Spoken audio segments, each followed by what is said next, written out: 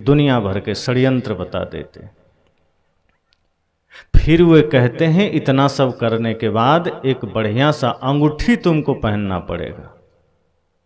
कोई धातु बता दिए, नीलम, पन्ना, पोखराज आदि, कि इसमें से कोई जो तुम्हें सूट करे तुम पहन लेना, ग्रह सीधा हो जाएगा। अब वो आदमी सोचता है कि इतना उपाय अगर हम कर लें तो वास्तव में ग्रह सीधा हो जाएगा, और वो आदमी करता भी है, लेकिन वो विवेक नहीं करता है कि पृथ्वी से लाखों किलोमीटर दूर शनि ग्रह पृथ्वी से कई गुना बड़ा है। अगर वो टेढ़ा हो जाएगा तो पूरी पृथ्वी नष्ट हो जाएगी। एक ही आदमी पर टेढ़ा हुआ, और मान लो वो टेढ़ा हो भी गया तो एक छोटी सी अंगूठी से सीधा भी हो जाएगा। ये कौन सा ताकत है अंगूठी में? लेकिन आदमी को समझाया कि तुम्हारे जीवन में कोई ग्रह है, ठीक हो जाए। प्रश्न वो नहीं है, समस्या वह नहीं है। अगर आपके जीवन में विवाद है तो शनि ग्रह टेढ़ा थोड़े हुआ है। अब सूर्योदय होता है तो किसी एक आदमी को धूप लगती है कि सबको लगती? अगर अभी आप धूप में निकल जाएं सभी लोग, तो कोई कहेगा कि नहीं अकेले मुझे ही लग रहा है, बाकी किसी को नहीं लग रहा, तो अकेले के लिए छाता लाओ। अगर सूर्योदय है तो सभी को धूप लगेगी। अगर ग्रह टेढ़ा हो जाए तो सब पर टेढ़ा होगा। चांद की रोशनी भी आती है तो सब पर आती है। ये कौन सा गणित है कि शनि ग्रह टेढ़ा होगा करोड़ों किलोमीटर दूर और किसी एक दो छांट करके किसी एक दो व्यक्ति पर टेढ़ा होगा? और आदमी के पास समाधान भी ऐसा है कि बस अपने उंगली में एक छोटा सा अंगूठी पहन लो, सीधा भी हो जाएगा। तो कुछ ऐसा अंगूठी निकालना चाहिए कि सूरज कभी यहां से हटे ही नहीं, 24 घंटे सूर्योदय बना रहे, बादल भी न ढक सके, 15 दिन की अंधियारी रात भी ना हो, सदैव चंद्रमा उदय मान रहे। लेकिन वही बात जो मैंने कहा कि बहुत लोगों को अपने प्रश्न का ही पता नहीं होता कि हमारे जीवन में प्रश्न क्या है जिसका हमें उत्तर खोजना है। हमारे जीवन में दुख क्या है उसे पता ही नहीं होता। हमारे जीवन में समस्या क्या है उसको पता ही नहीं होता। इसलिए घर जरे घूर बुताए, आग लग गई घर में, किसी की झोपड़ी में आग लग गई घर में, और चौराहे में पड़े कचड़े का जो ढेर है उसमें जाके पानी डाल रहा है। किसी ने कहा भैया तो यहां पानी क्यों डाल रहा? वो आदमी कहता है मेरे घर में आग लगी है। तो आदमी कहता है पागल तो नहीं हो गया, घर में आग लगी है, घर में पानी डालो, ये चौराहे के कचड़े में क्यों डाल रहे हो? यही हम कर रहे हैं। हमारे मन में समस्या है, हमारे मन में प्रश्न है, हमारे मन में दुख है, और हम समाधान बाहर तीर्थों में खोज रहे हैं। बाहर हम जा जा के प्रयास कर रहे हैं। दुख का कारण हमारा मन है। दुख का कारण हर किसी का मन है, लेकिन मन के लिए हम कोई उपाय नहीं करते कि इस मन को कैसे ठीक किया जाए। किसी ने कहा अंगूठी पहन लो ठीक हो जाएगा, किसी ने बता दिया आपका घर का पर्दा ठीक नहीं। पहले निर्मल दरबार आता था तो जब कोई आदमी जाता था कि हमारे जीवन में समस्या है तो पूछते थे घर का पर्दा किस कलर का है, तो लाल है तो बदल दो, पीला कर दो, सब ठीक हो जाएगा। अब आदमी भी इतना पागल कि तुरंत सारे पर्दे फेंक देता था और पीला कर लेता था। समझ में नहीं आता पीला करने से ठीक कैसे हो जाएगा। कोई कहता था पैसा नहीं बचता है जेब में, तो जब तुम कोई चीज खरीदते हो तो पैसा किस हाथ से देते हो? तो दाएं से देते हैं, अब बाएं से देना शुरू कर दो, ठीक हो जाए। ये बचकानी हरकतों से आदमी का समाधान होता था। समोसा खाते हो तो कितने खाते हो? 2 खाते हैं, कल से 3 खाओ, ये समाधान मिलता था और आदमी भीड़ भी लगा देता था। यही आपको भी कई बार समाधान दिया जाता है कि आपका घर का वास्तु अच्छा नहीं है, पर्दे बदल डालो, दरवाजे बदल डालो। आपके जीवन में दुख है, परिवार में दुख है, आप पूछने गए कि हमारे जीवन के दुख कैसे मिटेंगे, आपको बताया गया कि जो तुम्हारा दरवाजा है पश्चिम दिशा की ओर चेंज कर दो, पूरब की ओर कर दो। आपने सोचा हो सकता है भाई दरवाजे का दोष हो, दरवाजे की कोई गलती हो, बदल दिया दरवाजा आपने, अब भी दुख नहीं मिटा, अब भी पीड़ा है, अब भी कष्ट है, अब भी विवाद है घर में। अब पुनः आप पहुंच गए कि पंडित जी अब भी समाधान नहीं हुआ। कहा पर्दे बदल दिए थे, दरवाजे बदल दिए, अब क्या बदलें? कहा तुम घर में टाइल्स लगाओ, सब उखाड़ दो, मार्बल लगाओ। अब वो टाइल्स उखड़वा दिया, मार्बल लगा दिया, अब दुख नहीं मिटा, अब क्या करें? तो रसोई घर गलत जगह में बना है, तोड़ो, बाहर बनाओ, रसोई तोड़वा दिया, अब भी दुख नहीं मिटा, अब क्या करें? तो शौचालय गलत जगह में बना है, वो घर के किनारे अकेले कहीं बनाओ, वो बना दिया। धीरे धीरे करते वो सारा घर तोड़वा दिया, दुख नहीं मिटा किया।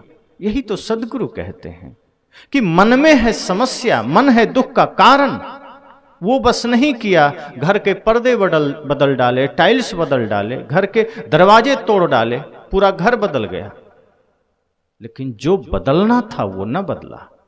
घर ही नहीं बदले। कई लोग तो ऐसा करते हैं, गांव छोड़ देते हैं कि इस गांव में, इस घर में दुख है, समस्या है, यहां रहेंगे तो पीड़ा रहेगी, यहां रहेंगे तो कष्ट रहेगा। पंडित जी ने कहा तुम गांव बदल दो। आदमी गांव बदल के कहीं और चला जाता है, नए सिरे से आरंभ करता है, लेकिन समाधान नहीं मिलता।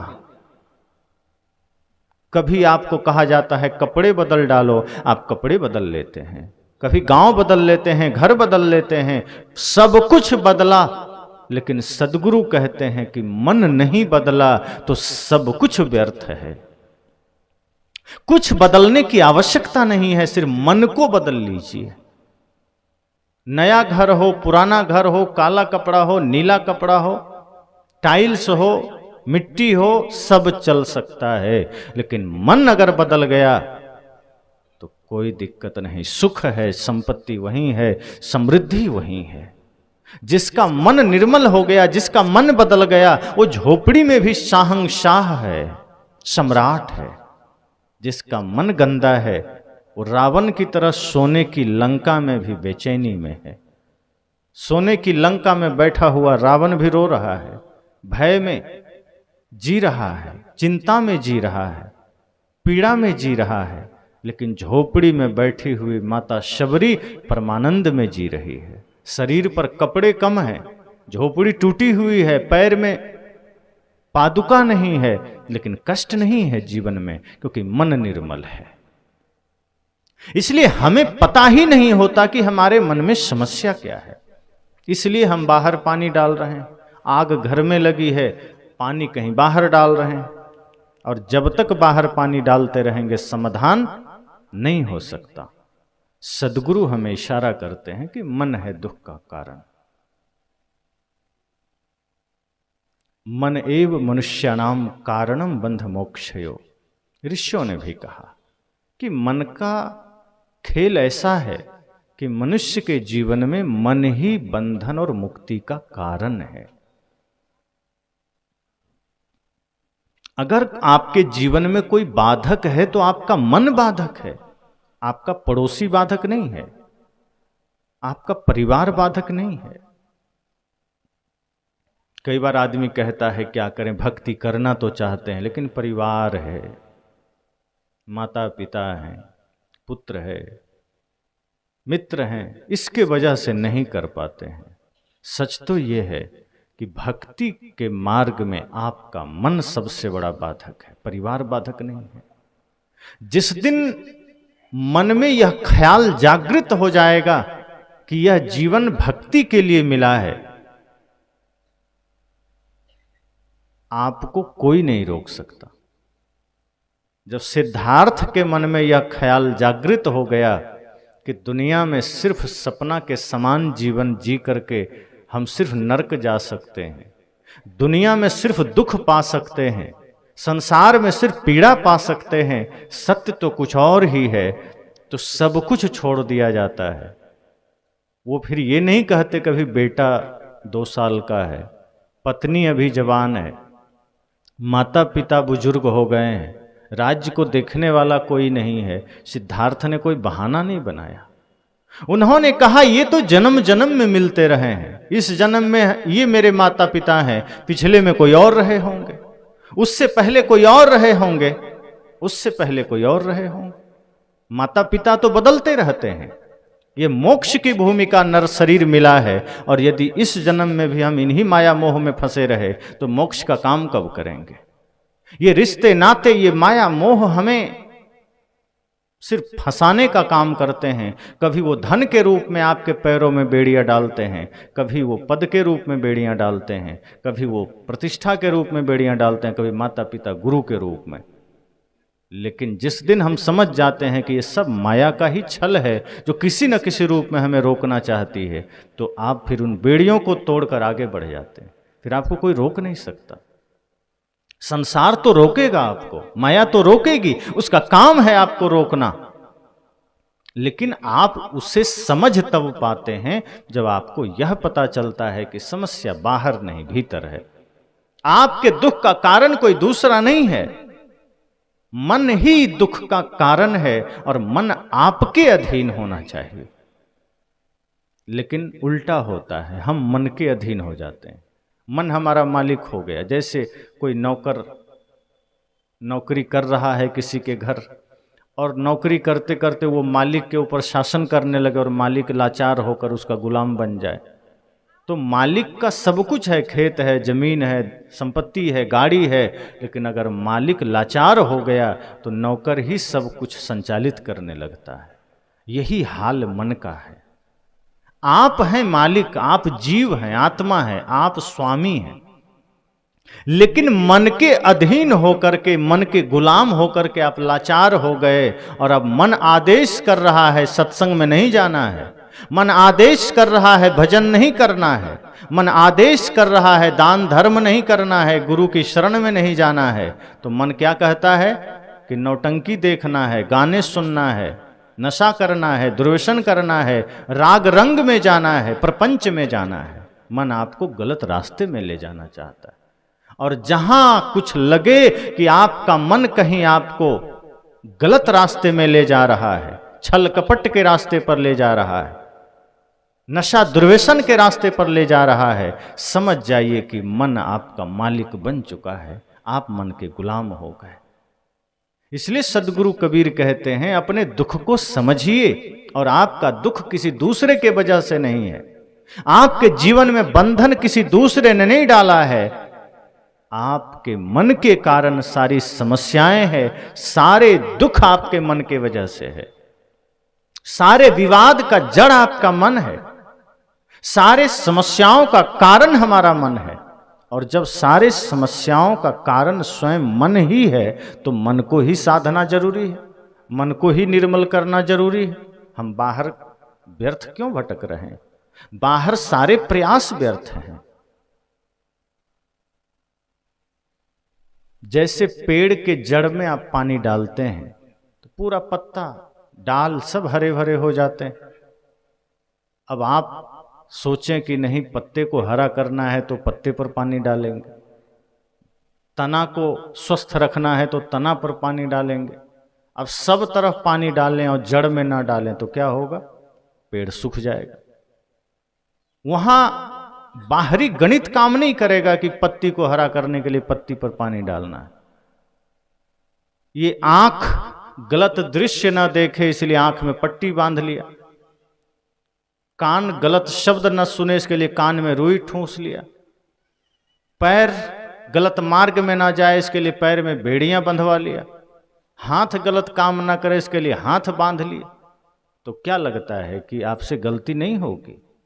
ये गलती आंख थोड़े करती है, ये गलती नाक भी नहीं करता, ये गलती कान नहीं करते, ये गलती पैर हाथ नहीं करते, ये गलती मन करता है और मन ही करवाता है। इसलिए आंख खुली हो कोई दिक्कत नहीं, कान खुले हो कोई दिक्कत नहीं, हाथ पांव खुले हों कोई दिक्कत नहीं, लेकिन मन वश में होना चाहिए। और जिसने मन को वश में कर लिया उसकी आंखें तो खुली रहेगी पर वो गलत नहीं देखेगा। मन वश में हो गया, कान तो खुले रहेंगे पर वो गलत शब्द नहीं सुनेगा। अब किसी को लग सकता है कि बाजार में हम चलें, कहीं गलत दृश्य है तो आंख कैसे नहीं देखेगी? जरूर देखेगी। कहीं गलत शब्द सुनाई देगा तो कान कैसे नहीं सुनेगा, सुनेगा। पर ध्यान दीजिए, अगर मन वश में हो तो आपकी आंखें हजार दृश्य को देखेगी, पर कैच उसे ही करेगी, पकड़ के उसे ही रखेगी जो उपयोगी है, जो जरूरी है, कचड़े को नहीं लाएगी। यही सद्गुरु कहते हैं कि जब मन वश में हो जाएगा तो आप जाएंगे संसार में, बाजार में, पूरी दुनिया आपके सामने होगी, पेड़ पहाड़ पर्वत आपके सामने होंगे, तमाम तरह के दृश्य आपके सामने होंगे, अच्छे बुरे चित्र आपके सामने होंगे। लेकिन जब आपका लक्ष्य सही हो जाता है, जब आपका मन सही हो जाता है, वश में हो जाता है, तो आपकी आंखें वहीं जाके टिकेगी जो जरूरी है, जो आवश्यक है। अब आप सभी बाजार जाते हैं, जो शाकाहारी लोग हैं, सब्जी मार्केट चले गए, थोड़ी ही दूरी पर मुर्गी लोग बेच रहा है, मछली बेच रहा है, तो क्या करते हैं आप? मुर्गी खरीदते हैं कि नहीं, ये तो मुझे दिख रहा है, इसे भी खरीद लेते हैं। सब कुछ दिख रहा है आपको, लेकिन जो आपको जरूरी है आप वही खरीद के चले आते हैं। किसी को कपड़ा खरीदना है, बगल में लोहा का दुकान है, तो आप कहते हैं कि क्या करें, बगल में लोहा का भी दुकान दिख गया, आप तो लेना पड़ेगा। आपको जो आवश्यक लगता है आप वो खरीद के चले आते हैं। इसी तरह से जब मन वश में हो जाता है तो संसार में जहां भी आपकी आंखें जाती है, आपकी दृष्टि जाती है, आप कुछ भी कचरा नहीं उठाते, आप फिर वही लेते हैं जो आपके लिए जरूरी है, जो आपके लिए आवश्यक है। फिर आप जहां तहां मन को ले नहीं जाते। लेकिन जब मन मालिक बना बैठा हो तो मन आपको नचाएगा, कभी नशा के मार्ग पर ले जाएगा, कभी हिंसा के मार्ग पर ले जाएगा, कभी विवाद के मार्ग पर ले जाएगा, कभी छल कपट के मार्ग पर ले जाएगा। और आपके घर के टूटने का सबसे बड़ा कारण आपका मन है, क्योंकि मन आपका मालिक हो गया और वो अहंकार, काम, क्रोध, लोभ, मोह को ही अपना शक्ति बना लिया।